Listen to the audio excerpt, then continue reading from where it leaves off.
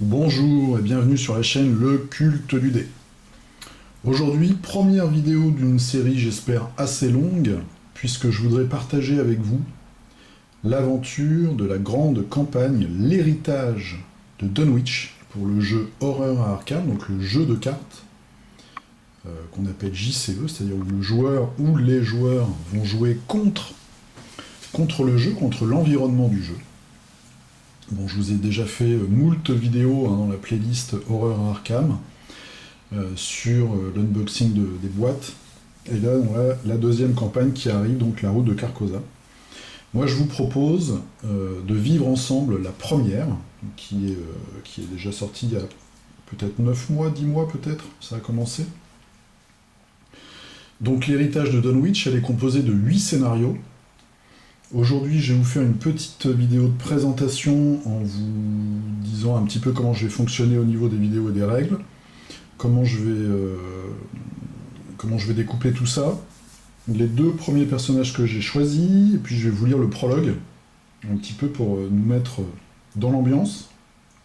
Et ensuite, eh bien, les autres vidéos, je les numéroterai tout simplement, je ne mettrai pas forcément le nom du scénario dessus pour faire plus simple.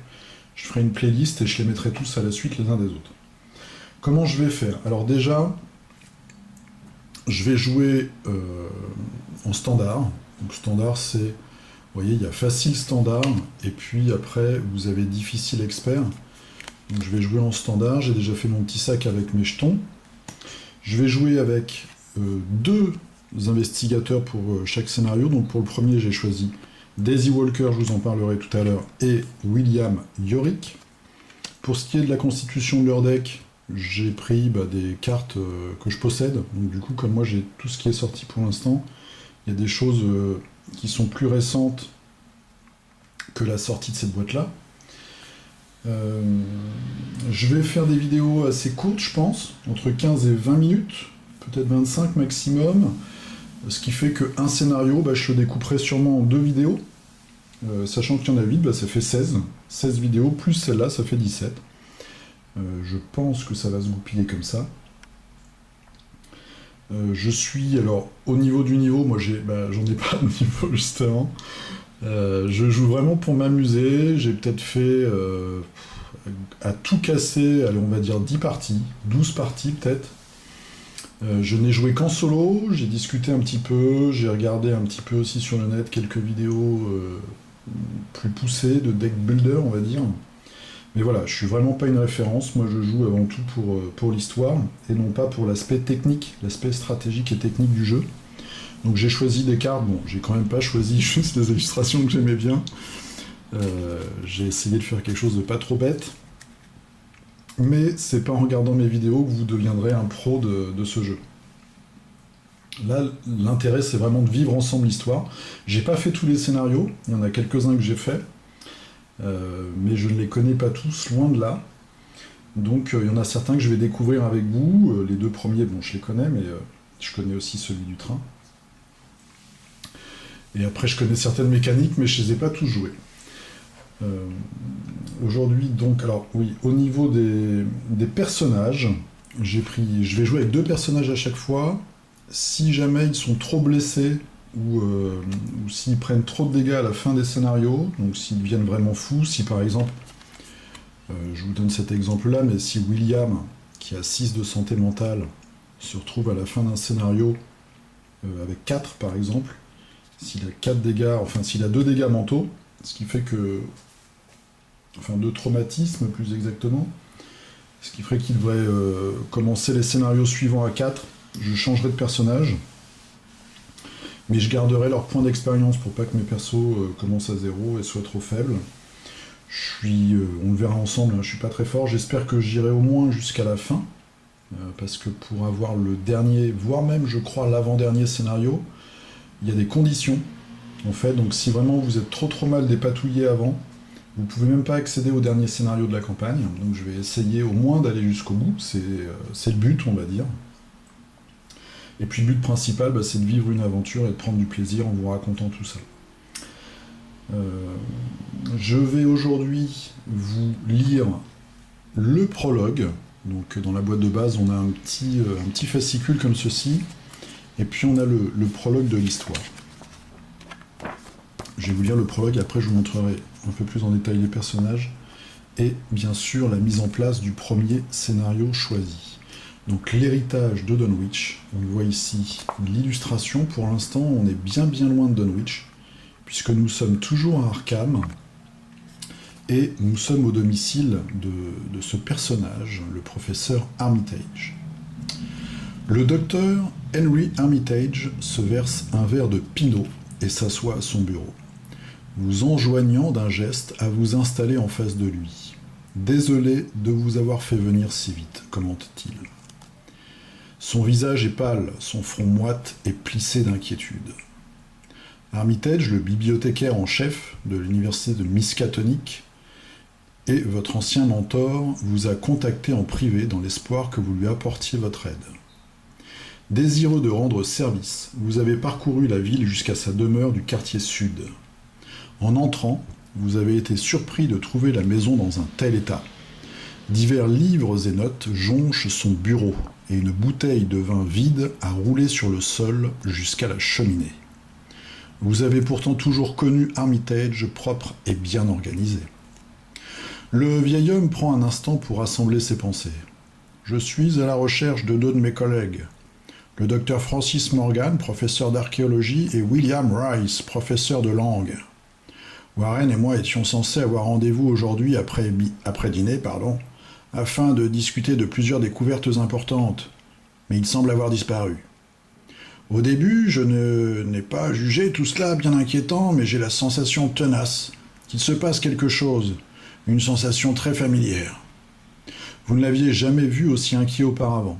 Ses mains tremblent lorsqu'il saisit sur son bureau le verre qu'il sirote nerveusement.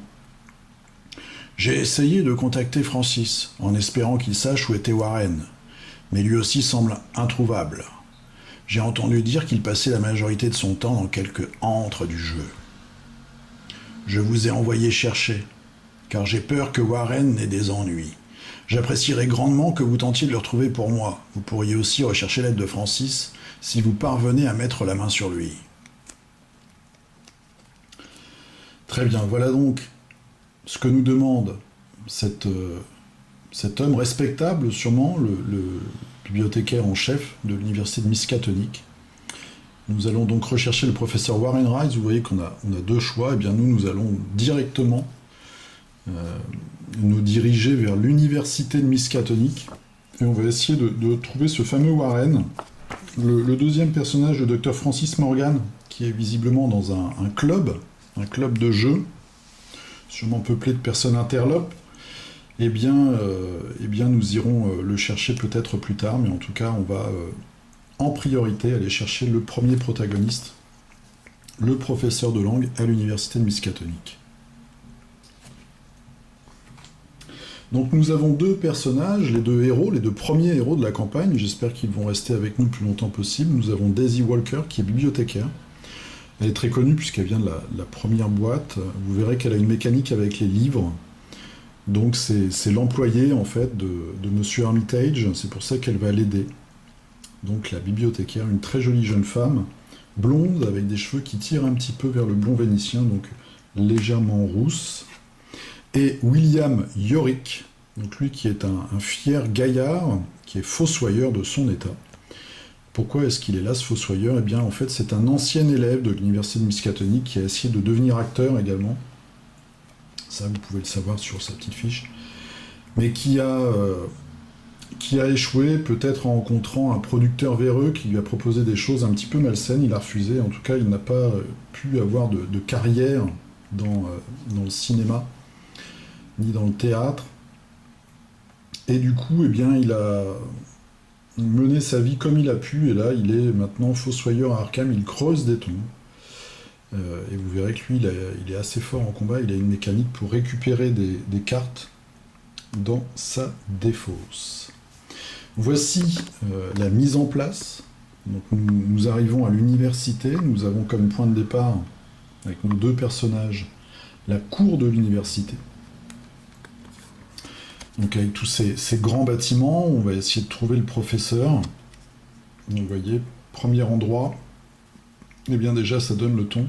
On a une action abandon. Si on ne trouve pas le professeur, on peut s'échapper, on peut s'enfuir, on peut quitter le campus. Cerné par les clôtures et les portails en fer forgé, vous ne pouvez pas vous empêcher de vous sentir tout autant prisonnier que visiteur. Donc on voit ici cette université américaine d'Arkham. Et puis là, le livre du scénario, des couloirs silencieux. Vous êtes arrivé sur le campus de l'université de Miskatonic afin de trouver le professeur Warren Rice. Les cours sont terminés et le silence, un silence mystérieux, flotte dans l'air au-dessus de la cour. Et on voit ici une porte avec des éclairs, donc il se passe quelque chose, déjà on sait qu'il se passe quelque chose d'étrange et de paranormal sur ce campus. Et là nous avons, après des heures, le professeur Rice a été vu pour la dernière fois il y a plusieurs heures par l'un des étudiants d'Armitage dans le bâtiment des humanités. Alors, qu'avons-nous comme bâtiment autour de cette cour? Eh bien nous avons déjà la bibliothèque. Donc évidemment, pour l'instant, tous les bâtiments sont fermés. La bibliothèque, avec ses 3 étages en granit gris massif, la bibliothèque ressemble plus à un reliquaire qu'à un lieu d'apprentissage.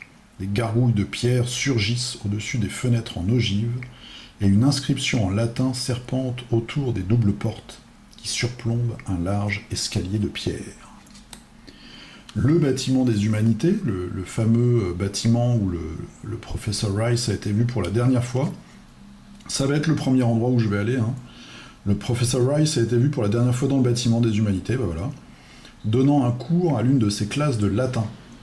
Les fenêtres obscures de cet édifice abîmé par le temps n'émettent aucune lumière et la nuit est silencieuse autour de vous. Bon, il a sûrement quitté les lieux, mais ce sera notre point de départ.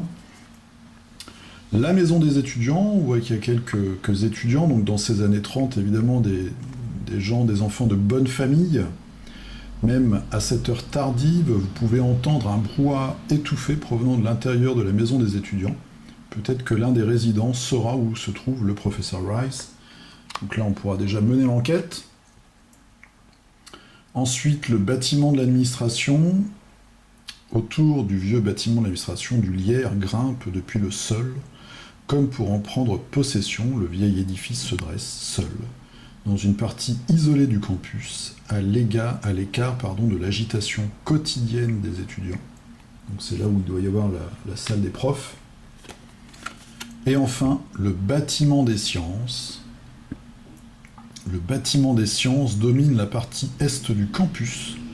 Ses fenêtres sont noires, à l'exception d'une lucarne solitaire, faiblement éclairée, dans un coin du sous-sol, que nous voyons ici, sur l'illustration. Donc on sait déjà qu'il y a du monde dans le bâtiment des sciences. Après, Warren Rice, il est professeur de latin. Bon, l'autre professeur, lui, était prof d'archéologie. Mais en tout cas, pour trouver un prof de latin, on va commencer déjà dans notre aventure par aller dans le bâtiment des humanités, où il a été vu pour la dernière fois. Et puis ensuite, on verra, on ira sûrement soit dans la maison des étudiants, soit dans le bâtiment de l'administration. Donc voilà, notre aventure va commencer.